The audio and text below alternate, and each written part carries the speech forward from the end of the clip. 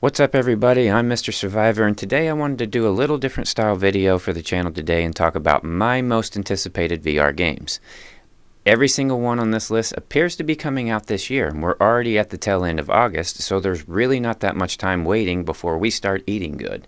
Now before we start this, I just want to say that all thoughts, comments, and opinions in this video are my own.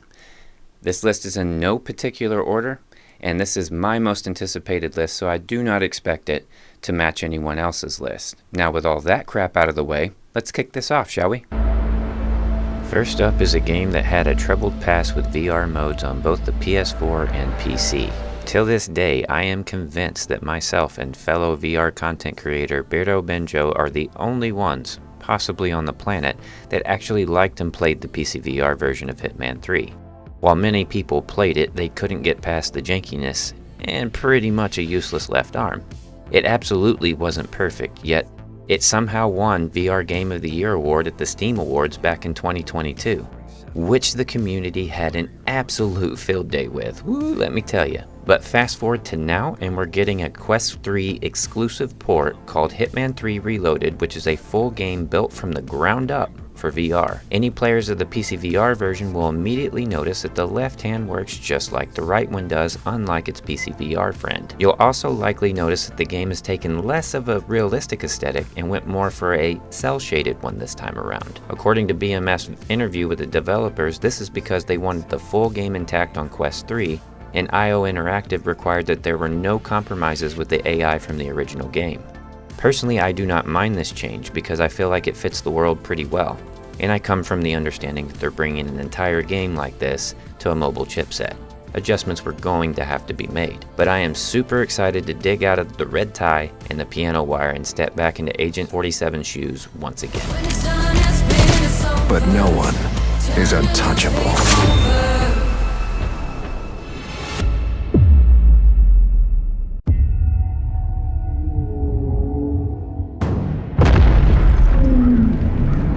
Moving away from stealthy agents, next we have a slightly older time frame which we will find in Skydance's new behemoth coming November 14th on PSVR 2, Quest 2, Quest 3, and Steam. Before I get roasted for what I just said, as of this video, you can pre-order now on the Meta Store, but on both the PlayStation and Steam stores you can only wishlist the game at this time, so I'm not sure if that's a sign of a staggered platform release or not officially. But regardless, I'm super excited to play this because I love The Walking Dead Saints and Sinners, and it still has some of the best interactive combat I've experienced to date.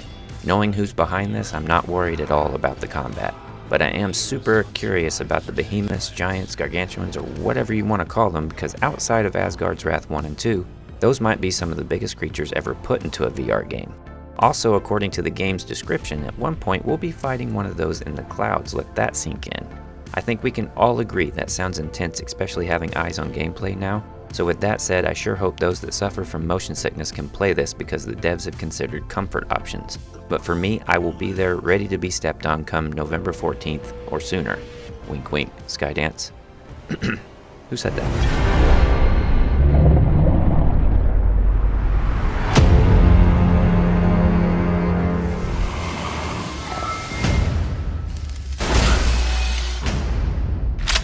Now let's talk alien eggs and facehuggers, yeah?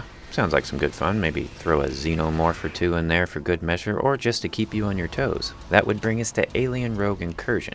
Based on the trailers, it looks like a blend of Alien Isolation, but with more of an action approach.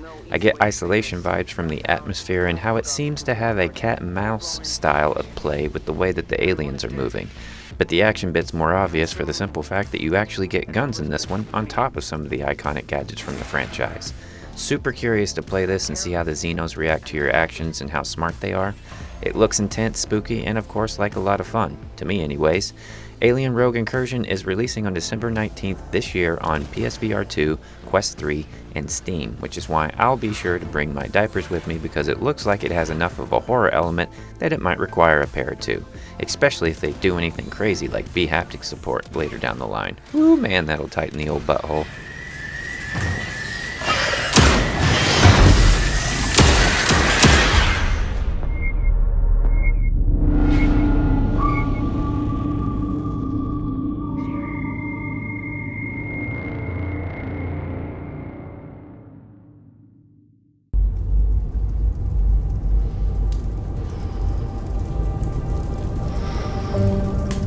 Okay, so let's slip into something more comfortable. You know, like a gas mask in order to brave the massive amounts of radiation in the world. That's not all we're wearing, of course. I mean, I did mention radiation, so, yeah, after you get all bundled up to brave the cold and radiation, it's time to kick ass and step into the void.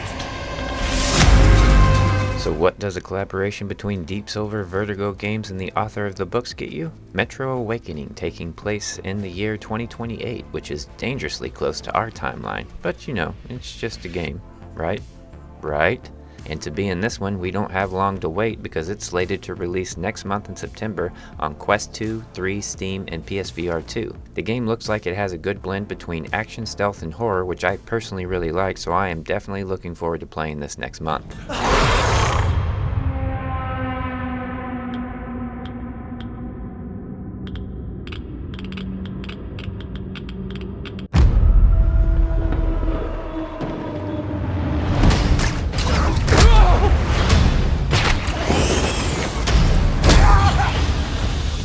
Okay, so this one probably doesn't need much of an introduction. I'm a huge fan of the Arkham games and played them all and beat them all too. Who knows, I might fire them back up before October because that's when Batman Arkham Shadows is releasing exclusively to the Quest 3, which I know made a lot of fans of the franchise mad, but as a VR gamer, I couldn't be happier. Not that they're mad, but that we're getting a full-fledged Batman Arkham game for VR, and if I'm not mistaken, it takes place in between Origins and Asylum.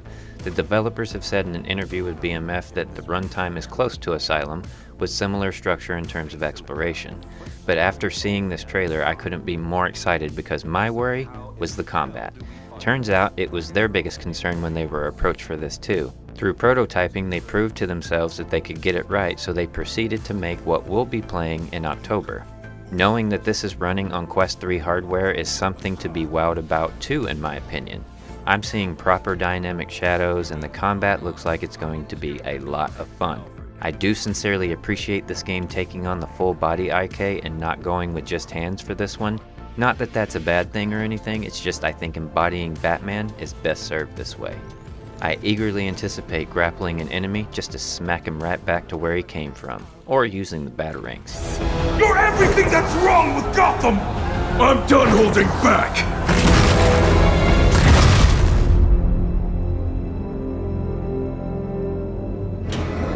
I can bring the Rat King to you.